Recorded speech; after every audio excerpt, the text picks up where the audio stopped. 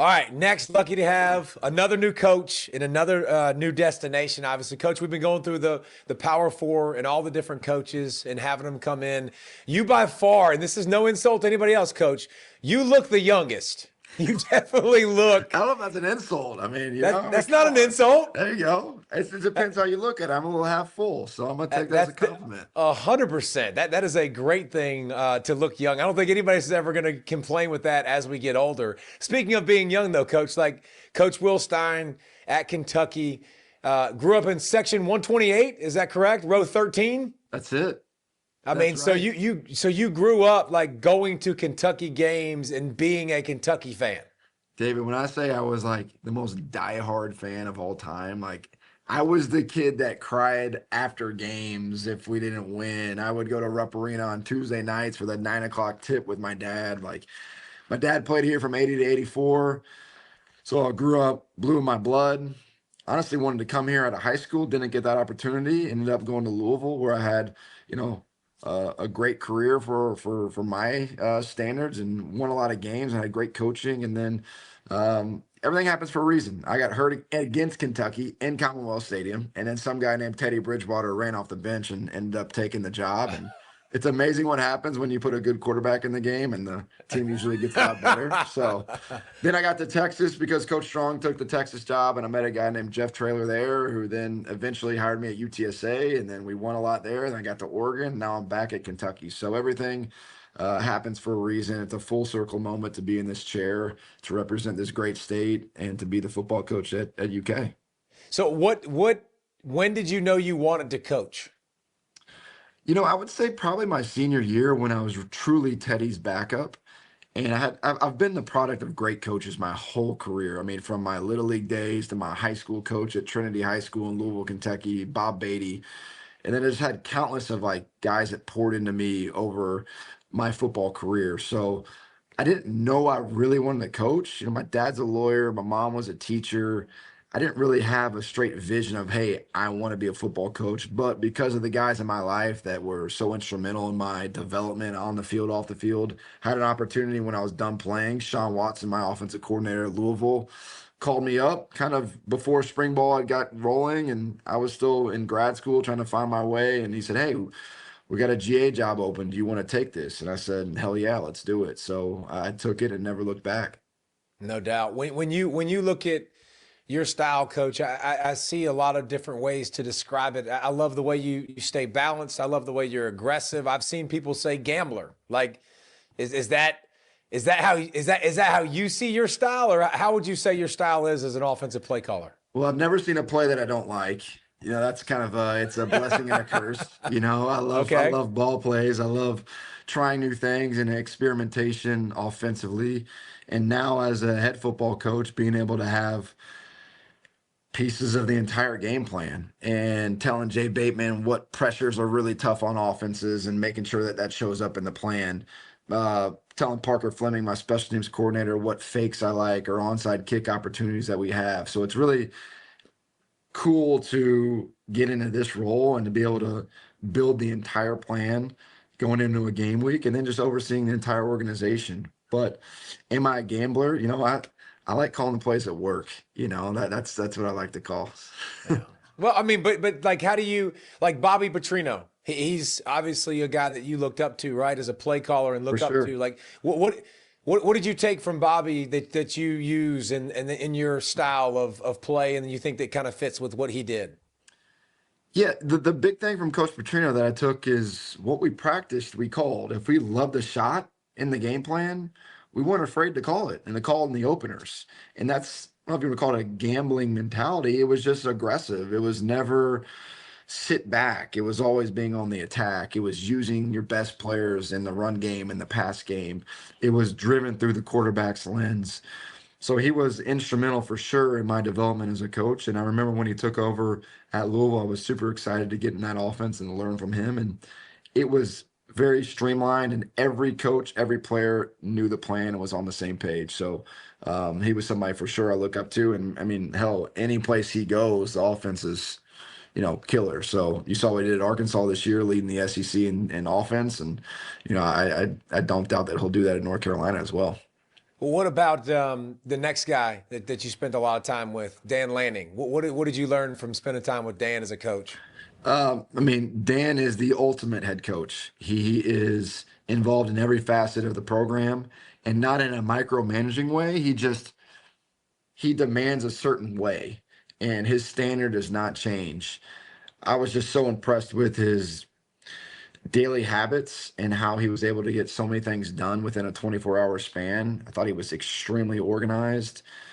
Um, the best motivator I've ever been around. Just his messaging is Psycho. incredible. And what you He's see, absolutely on the Ducks psycho. versus them online, I mean, that's him. But he's authentic. That's, I think, what Dan Lanning is. He is himself. And that's honestly what I try to be. I'm not going to be Dan. I'm just not. I'm going to be me. But what I learned from Dan, what I learned from guys like Petrino and Jeff Traylor and Bob Beatty and Charlie Strong and some of these unbelievable coaches that I've been around, it just molds you in ways that I'm just so grateful to be molded. But I'm going to be me. I'm going to be authentic. That's one thing I would say Dan Lanning is he's authentic, and it shows within his teams. Yeah, we had Tosh on as well, obviously. Like spending time thinking about you guys, man. Like now you're a head coach, he's a head coach. That's a heck of a room you got. Dillingham there obviously before you, That's so right. done something. He's doing something right. When you said he's involved in every aspect, is that how you foresee you being, or are you more of a delegator? And like, how would you see your role? I would say very similar to Dan, just because that was honestly some elite training that I got from him. And, we won 38 games, I think, in 3 years or something like that. So, but I definitely learned a lot from Dan, and then I think Jeff Traylor as well. Those are my two biggest influences, head coaching wise at the college level. Even Hank Carter at Lake Travis, where I worked for him for 2 years. I mean, I think I got a lot of those three in my system, but I do want to be involved in every facet. We still watch tape as a staff after these practices, where typically you would break up offensive staff, defensive staff watches separate after practice. We watch all together, just so we can all be on the same page. And I want Jay Bateman, my DC, and Joe Sloan, my OC, to learn each other and learn what we call things on defense here and what we call things on offense. So we're all on the same page and we're all working the same direction. There had to be something, man. Like, there's no way that you have those three minds and those three personalities. Like, you got to give me a story where we were going at it, like where something, like there was an intense back and forth about with Tosh and Dan and you, like watching tape or something. There had to be some good moments. I mean, there's a lot of great moments. I mean, Tosh is one of a kind. I mean, we use the word elite a lot. I mean, Tosh is that. He is the hardest worker I've ever been around. So I know Cal got a phenomenal head coach, great person, great father, husband, elite recruiter. But Tosh is, I mean, he's wild now. He can get some stuff done. He's a In D lot of lineman, ways. baby. Let's He is, go. man. This guy is he's great. So I just appreciated Tosh in our relationship off the field. I mean, we went to Cabo together back in February after signing day. Like, we're really close. So our wives are like best friends out in Eugene, and still to this day are. Our kids are the same age. So we've had many great times on the field, off the field. I know he's going to do a great job at Cal. I've heard, so you bring up wife. I love that. So it's Darby, right? It's Darby. That's right. Okay. So I've heard she's extremely competitive. Is that the case? She's very competitive. Very So competitive. how does She that was a work in the college lacrosse family? player. She was an All-American club player at Michigan State. Ended up transferring to Louisville, where I met her my senior year, her junior year. Yeah, elite competitor, super, and really all sports. I mean, her brother's a three-time World Series of Poker bracelet winner. Um, she obviously was a hell of a lacrosse player. She's now picked up tennis, which she's like dominating in, and I don't think she ever loses. So it's fun to watch her and grow and be a mother to our two beautiful kids. And she is definitely the rock to our family.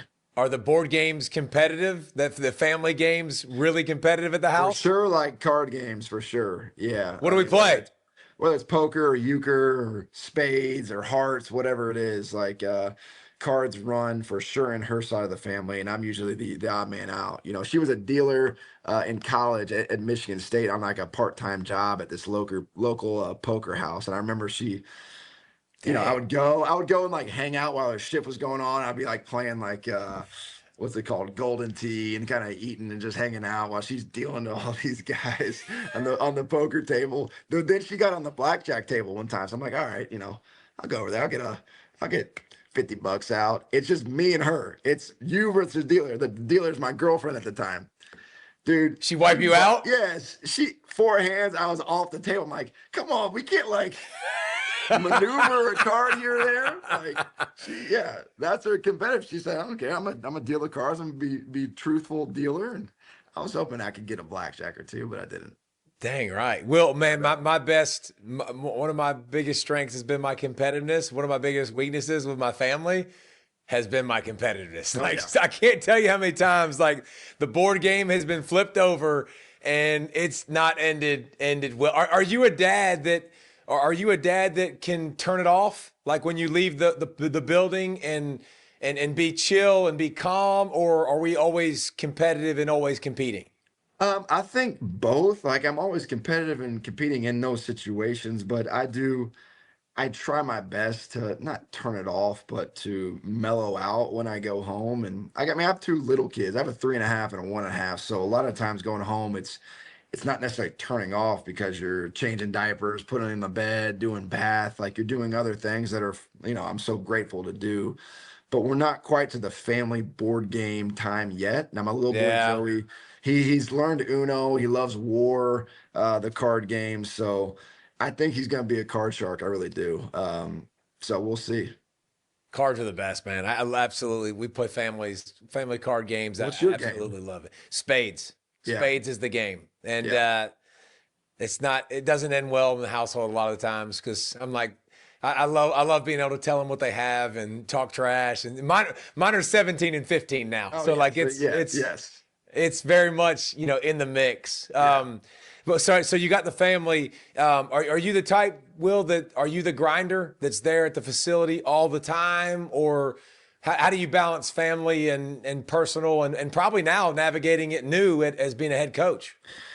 I remember asking, it was even Dan and Tosh about balance. I think we are just having a conversation, and like there really is no balance. There's not. Like as much as you want to have balance in your life, like there's always something. When you get a new job, there's no like you don't just like put 2 weeks in at Oregon and you get your time and I'm gonna come out here and check out some houses and then I'm gonna move in, I'm gonna start my job. No, like a coaching family picks up and moves and it's just rolling. So there's never time to really take a breath. And when you want to take a breath on a vacation or what you believe is time off, there's still like opportunities to recruit or do be on a text chain with recruits or talking to a donor. And it's a little bit unfortunate at times, but I'm also I understand what this game has given to me and given to my family. And I know how important it is to my family for us, to be successful. But family is my number one. Like my kids are up here all the time. They already are, and I've only been on the job for 3 months. I want my coaches' kids to be up here. I said, I mean, shoot, I want to buy a damn bouncy house for our indoor. And when kids come up here, if a coach needs to grab lunch with his wife and they got 30 minutes to spare, like go blow the bouncy house up in the indoor and like have at it because we're nothing That's without our awesome. families. Our wives are incredible. They are, they do so much, they sacrifice so much. And, we don't just have the wake ups where I'm a dad and I can take my kids to school every day. Like I wish that could be the case. And I know certain spots you can and certain times of the year you can for sure.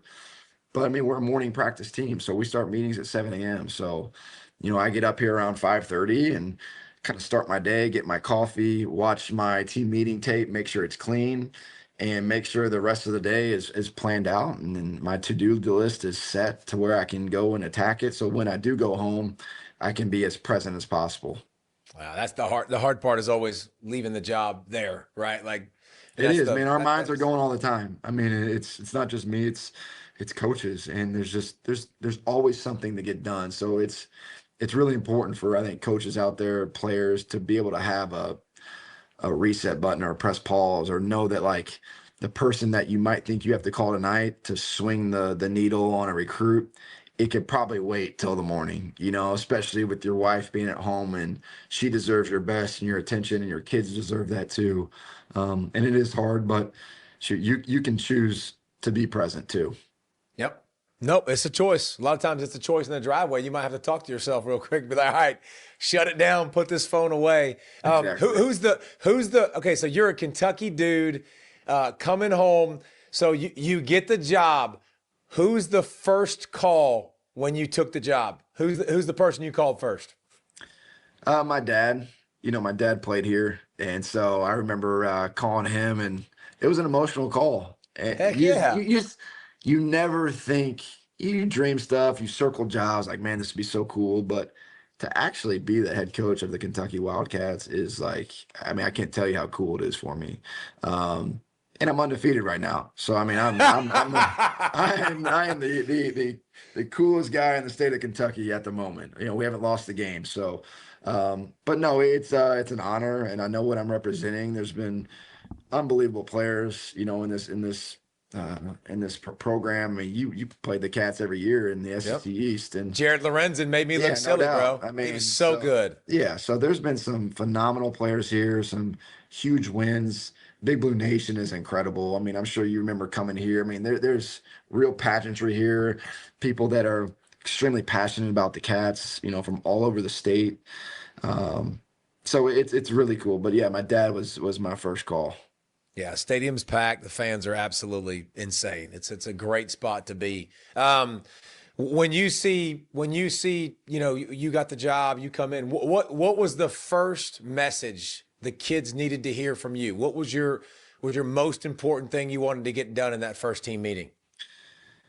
You know, I just wanted them to see me as being authentic and being real, and not, I'm not some big name dude that's coming in with, like, I'm me. I've been the same dude since I was a little kid, and I wanted them to feel that and feel the grit and the toughness that I coach with and what I played with.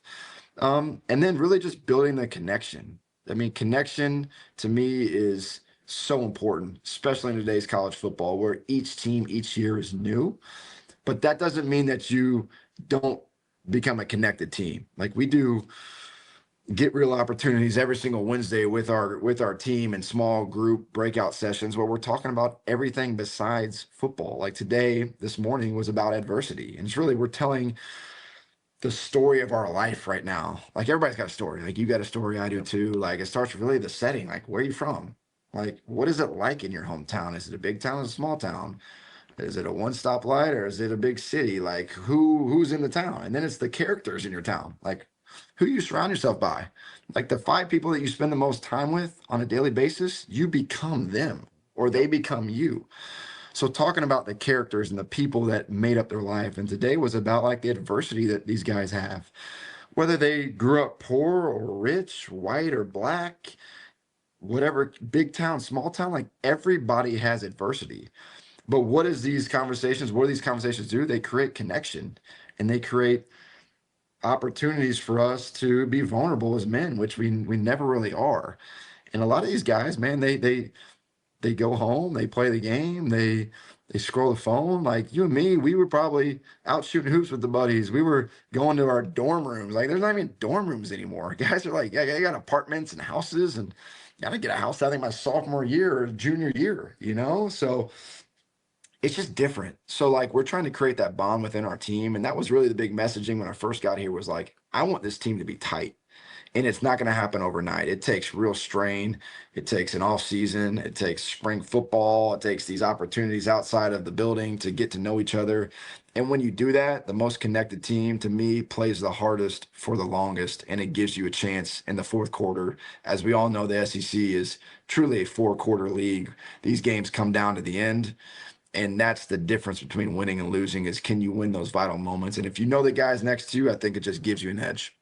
Yeah, no, it does. You're right, though, harder to create nowadays. The more phone time, more video games, more a lot of things that make distractions. When you're talking about the portal coach, man, you guys did a great job. Not a good job, a great job of going in.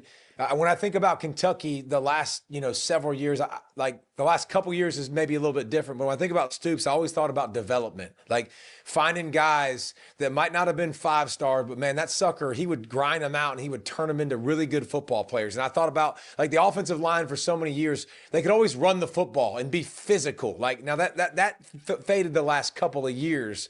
But the portal class, it seems like offensive line was like, what we ain't gonna screw this up. Like we gonna have this first, and this is the first part of the program that like one of the main pieces we were gonna get addressed. Exactly.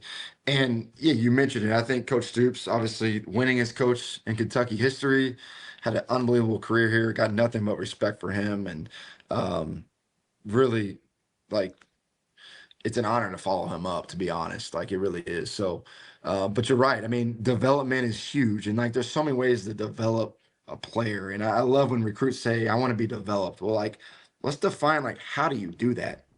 How do you do that? Because there's a lot of ways. Like the weight room is one way to be developed. Actually being coached by guys that have played your position or know your position at an expert level, that's one way. But like, we have a blue team and a white team. We don't have ones and twos. It is truly a mixed bag of players, because I want our guys to play besides people that they might not play with all the time, or a starting left tackle body like Lance Hurd, who we're expecting to be the guy, play next to a guy that maybe has been a rotational guy in his career. Like, let's force Lance to talk. Let's put Kenny Minchie not behind just a starting offensive line as we get going. Let's see if he can move the ball without that. Because at Oregon, man, we were down to 2 receivers last year. We were down to 1 running back in the Peach Bowl. We were down 3 offensive linemen against USC. But because of the development piece that I learned there and bringing it here to Kentucky, to me, that's can get you that old school feel like you felt with Kentucky. Now, when I got hired, it was December 2nd, and National Signing Day for high school was December 3rd.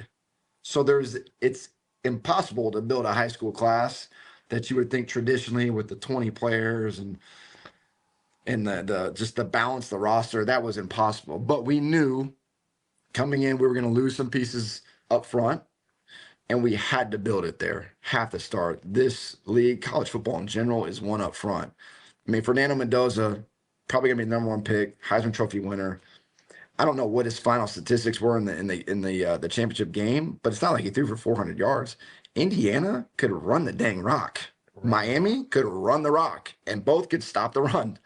And it is still played up front. It is a grown man's league up front in the SEC, so we had to go out and we had to establish that we're going to go get the best people up front that we can. Lance Hurd, Tegra Shabula from Ohio State, Colton Price up front at center, Big Olas. Like, there's been some really good pieces that I've been very pleased with so far in spring camp that have really turned on, and I think that'll be vital to our success this year.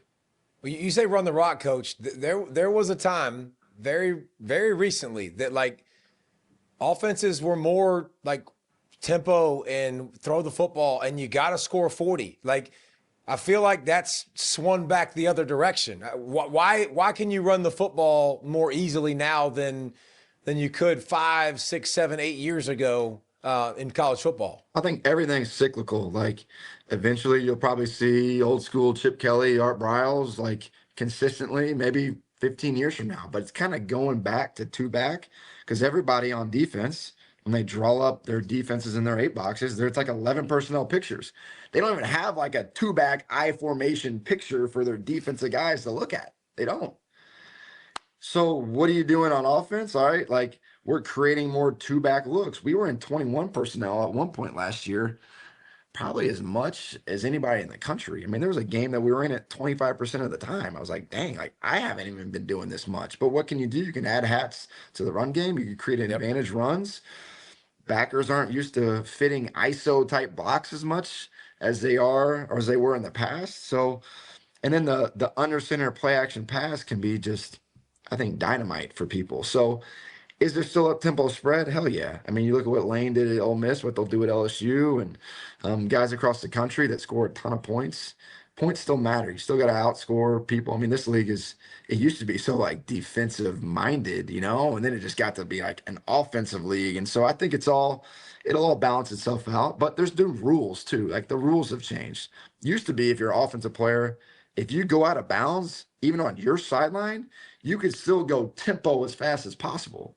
Like that's when like Chip and Bryles and all these dudes, even probably the early, I don't know if the early Heupel days at Tennessee, I don't even know if the rule was changed then, but if the ball goes out on our sideline, the ref stands over the ball. So you can't like fast tempo sub anymore, right? They stand over the ball. So that slows the pace down. Do you like The that? headset communication, that slowed the game down because you can talk to the quarterback more, so you can huddle more. You can give kills and checks and audibles that weren't happening before. It also has the ability to hide signals. I mean, guys, Defenses like, don't steal signals, coach. yeah, nobody does. It doesn't happen. I mean, come on, man. People steal signals in high school football. If Yep. you're putting the signal on tape, on a game tape, guess what? We get the game tape. If every time you do this, it's cover zero blitz, and you're dumb enough to go out in the game and do that, are you kidding me? Like, be a better coach. That's bad coaching. That's not Bad coaching. That's not cheating. Everybody knows that. That's not cheating. We can look at the signals that we get, all 22. If somebody's on tape doing that, or if your corner's doing that, and every time he does that, it's cloud. Well, what do you think somebody up in the box is doing? You think we're just sitting up there just eating chips and dip? I mean, people are looking at that crap, man. Just like on offense. If every time you do, I don't know, that, it's a freaking shot, what do you think the defense is going to do? They're going to play cover two. So, like, the headset communication has eliminated signals. If you don't signal, you have to verbalize it. How do you verbalize it? In a huddle. Indiana and Miami national championship game, they're huddling every play. So that slows the game down. So less plays usually is less points, more time of possession. It's really points per possession. Like if you're scoring every time you touch the rock, like you're probably going to win. That's huge. So yeah, I mean, the game's changed, and is tempo still your friend? Hell yeah. I just like to change the pace. Like, let's huddle, let's speed break, let's go fast as hell, let's slow it down. Don't let me get comfortable. Yeah, exactly. If you go fast all the time, well, then you're literally going to practice against a fast tempo all the time, and you can start to figure it out. What do you think? Do you think defenses have gotten better and more structured and organized in what they're able to do pre-snap, post-snap than years past? 100%. 100%. I mean, I just think like IU last year, I mean, Brian Haynes is elite in that. Shoot, Tressel at Wisconsin was really good at that over the years. I mean, Jim Knowles, guys that we went against in the Big Ten. Now that I know I'm going to go against in this league, I mean, you have some elite minds, and everybody's been defending the spread RPO for so long, so RPOs have gotten harder. So what do? Let's call some advantage runs or some hardball runs where, hey, we're calling duo with a conditional motion to can it for support, and we're calling a run to run the ball, and we like a 4-yard gain. So for sure, defenses have gotten much better, just like offenses have adapted. They've adapted, and yeah, I mean, it's way more of a challenge in today's football. All right, Coach. Well, I'll get you out of here on this because I had to mention it. The sissy cakes. I mean, that's a cool freaking story, man. So mom and aunt are in the kitchen making the sissy cakes, what they're called now, which a lot of people will know. If you don't know, it's like a bundt cake. Like you can get them in different sizes and stuff. And you're what age? Well, I mean, my mom's been making cakes my whole life. My whole life. Now, she was a teacher for a long time, but she's always been a like unbelievable baker. Same with my aunt. My aunt was like unbelievable cook, baker. So yeah, this has like been a Stein family recipe. It wasn't even on my mom's side. I think my mom learned it from somebody in my dad's family. It's orange juice cake is the original cake. It's a bundt cake. It's unbelievable. Sissycakes.com. I'll throw a little shout out to them. That's why I'm bringing it up. It's awesome. That's right. That's right. I want to know how it got named though, because that involves you. Yeah. So basically, yeah, they started really baking like hardcore during COVID because people were asking for the cakes around town in Louisville. And so they're like, man, I think we should actually let's go for it. Let's try this out. And it's just exploded. And we played against Oklahoma State last year. And just a quick story, my neighbor directly across from us was the spotter in the booth for Brad Nessler and Gary Danielson. and he worked CBS games for them for years. And so whenever there's a CBS game on Thursday nights, my neighbor Brian would have the CBS crew over. So my wife, Darby, she's actually learned and mastered the orange juice cake. She got the recipe once we got married. Like, she didn't have the recipe before. She had to like get into the family to get the recipe. But she's perfected it. She's done an unbelievable job with learning how to bake this cake and do all the little tricks of it to make it perfect. So we went over to the house, and Darby made an orange juice cake for the party, just as, hey, we're coming over. Thanks for having us. Here's this cake. And I'm talking, I think Gary Danielson at the time, just hanging out. And I hear Brad Nessler shout like, "Who in the hell made this cake?" And I was just like, yes, like I knew my wife. Number one, she killed it. Number two, this is Brad Nessler about to talk about the cake. And sure enough, that Saturday, they did a whole spot on it. Like, they did a whole thing. We were up big and they didn't have much to talk about. So they did a whole thing on Sissy cakes. They put a picture up of my mom and aunt. They put the website, and my mom was actually at the game. She said her phone just started blowing up with orders. I'm like, well, hey, it's a good cake.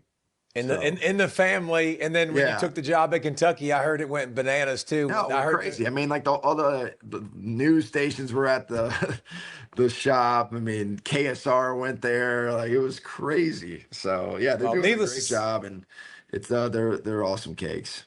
Well, just needless to say, man, it's kind of cool to watch somebody with Kentucky roots like be excited to be there. I mean, I don't mean this rudely by any stretch, but it seems like a lot of people will go, you think they go to Kentucky and it's to go get another job. Like, this is a dream job for you. Like, that is awesome. Growing up, being in the stadium, I think Kentucky fans are lucky to have you.